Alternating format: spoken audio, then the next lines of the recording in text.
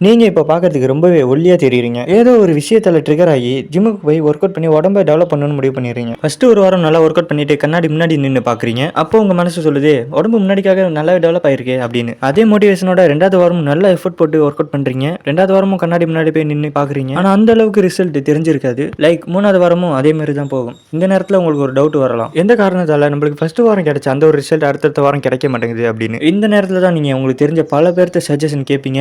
Even social மீடியாலையும் search பண்ணி பார்ப்பீங்க. ரெகுலரா ஒர்க் அவுட்டும் பண்ணிட்டே தான் இருப்பீங்க. இப்படியே 2 மாசம் ஆனதுக்கு அப்புறம் என்னப்பா இது, ஒர்க் அவுட் பண்றப்ப மட்டும்தான் உடம்பு பலூன் மாதிரி புஷ்ஷன் ஆகுது, அதுக்கப்புறம் நார்மல் ஸ்டேஜ்க்கே வந்துருது அப்படின்னு சொல்லி கன்ஃபியூஸ் ஆகி பாதியிலே டிராப் அவுட் பண்ணிடுவீங்க. அதுக்கான ரீசனை நீங்க தெரிஞ்சுக்க வேண்டிய நேரம் வந்துருச்சு. நீங்க பண்ற மிஸ்டேக்கே என்னன்னா, பல வகையான ஒர்க் அவுட் போடுறீங்க, ஆனா ஒரே மசில தான் ட்ரிகர் பண்றீங்க. ஈவன் நம்ம உடம்புல ஒரே ஒரு வகையான மசில் மட்டும் இல்ல, கையில மட்டுமே பாத்தீங்கன்னா ஏகப்பட்ட மசில் இருக்கு. ஸோ ஏகப்பட்ட ஒர்க் அவுட் இருக்கு. நீங்க எல்லாத்தையும் போட்டு எல்லா மசிலையும் ஆக்டிவேட் பண்றப்ப தான் கண்டிப்பா நீங்க ஃபர்ஸ்ட் வீக் பார்த்த அதே டெவலப்மெண்ட்டை ரெகுலரா பார்க்க முடியும்.